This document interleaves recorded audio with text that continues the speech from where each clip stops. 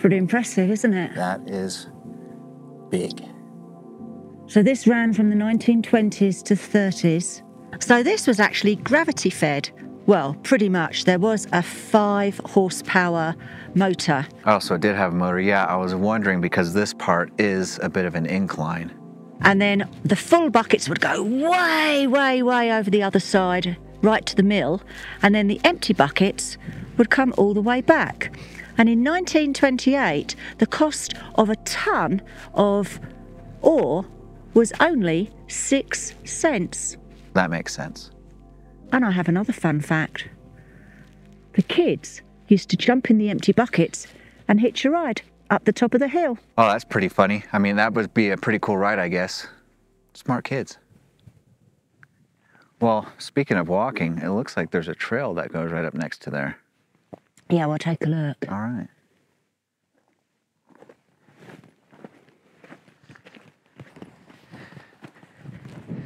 Now, I was noticing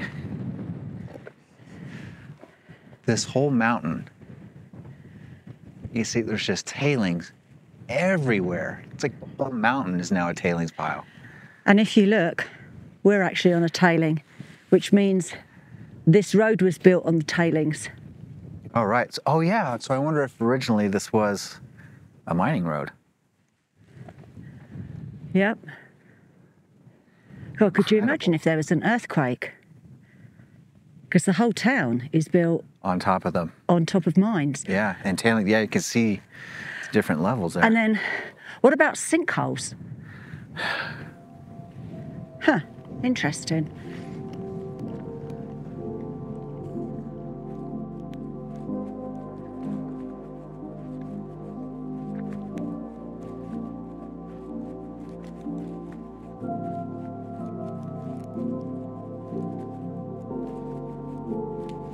At the top now, you can see this is where gravity took over.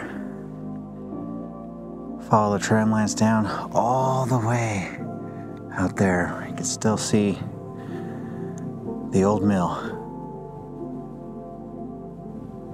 Okay, so I guess off to downtown, huh?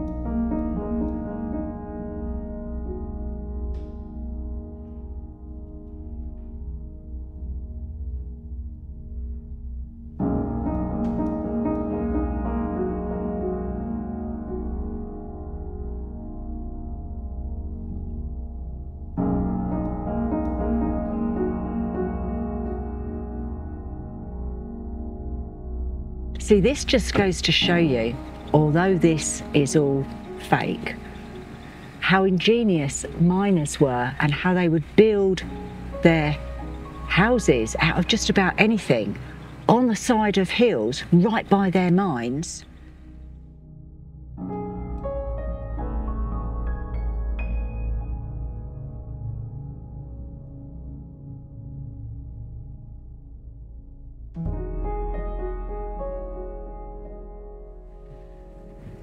Now these cabins here would have been luxury, but look how they built them.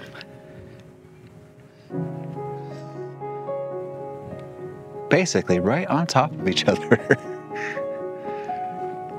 But they did have a wonderful view over downtown.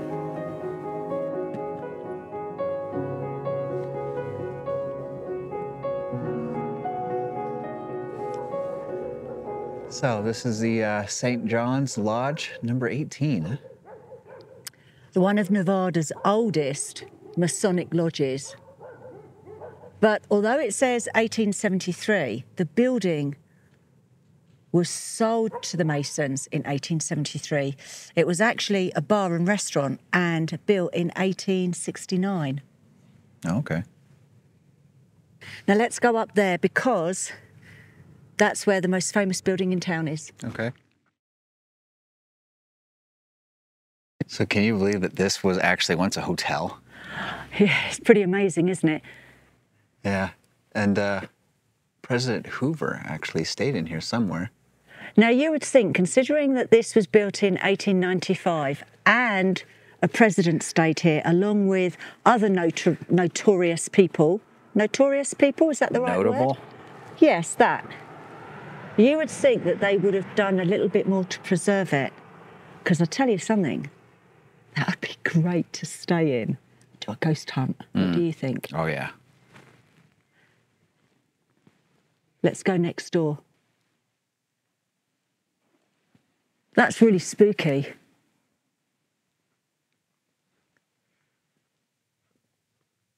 Yeah, dilapidated old building.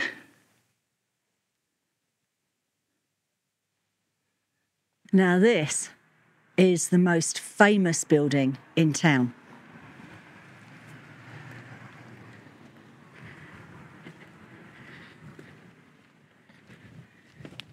And it's called the Million Dollar Courthouse.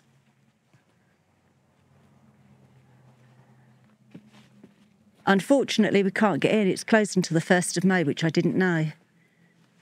So the story behind this was it was built in 1871 at an original cost of $16,400 and the jail next door an additional $10,000. So the total was $26,400.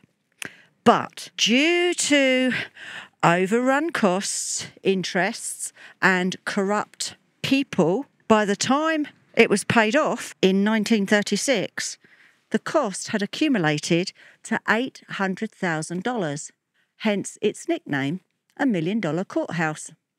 And bizarrely enough, I believe that the year this was paid off, it was condemned and a new courthouse was built further down the hill.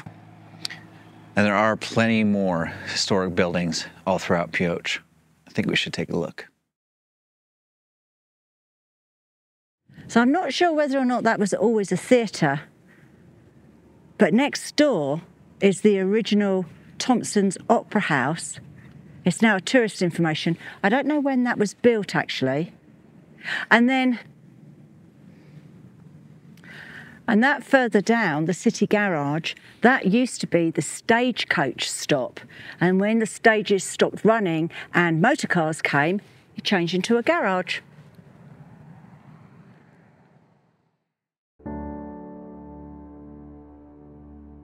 So this was the old hospital, did you say? Yeah, if I remember correct. Anything in there? Well, there's a big double bed in there. And you can see a single bed over the other side. Oh yeah, this one's got a single bed and a basin here. Oh, this one has too. Single bed basin. That one, yeah, does look like a hospital room.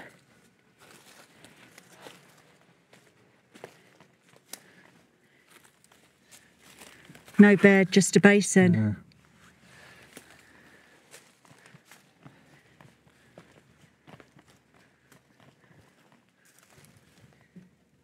Huh. At least the outside's in good shape. They've re-stuccoed it.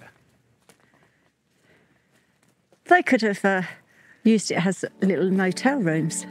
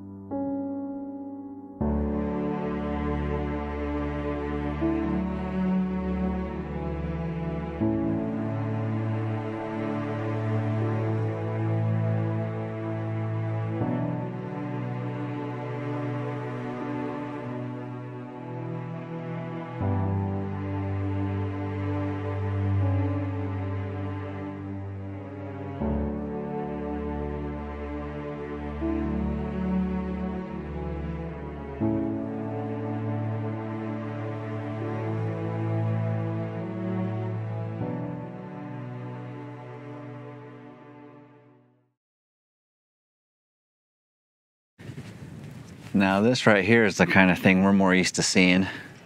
This is still in pretty good shape considering. But it's an old miner's cabin.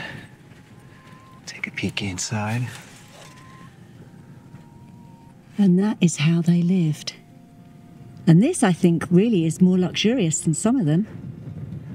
Yeah, look at that stove. And it says, a miner is a soldier of the bedrock. His temple, a shack. His wealth, a bedroll and frying pan. His dream, a strike. His weakness, a spree.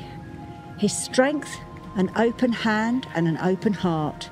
His reward, that gold mine in the sky.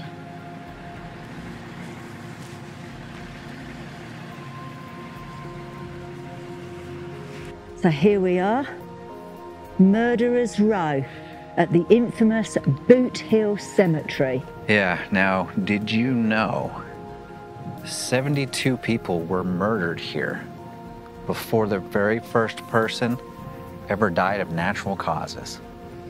And that's what made this Pioche the roughest, toughest, most murderous mining town in the Wild West. Yeah.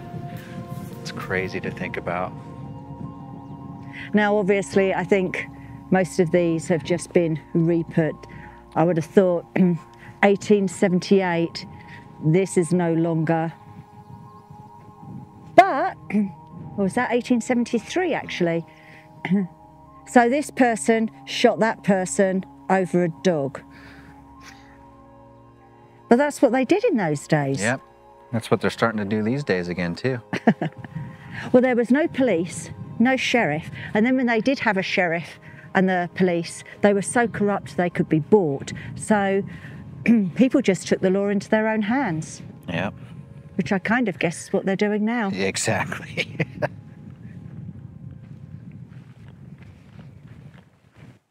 Okay, you know me, I always find something. So on the plaque here outside Boot Hill, it says there were 6 deaths from lead poisoning, I take it bullets, in the town before the first person died of natural causes. And this cemetery was in active use during the boom years. Now, up on the other side, and this is the legend, this is what's printed in all the books and online. It says that during the first few years, 72 men were buried with their boots on before anybody died of natural causes. So what is it, 6 or 72? You decide. You might be able to see just in that V up there. That's where the tramway starts and ends. Works its way all the way down here.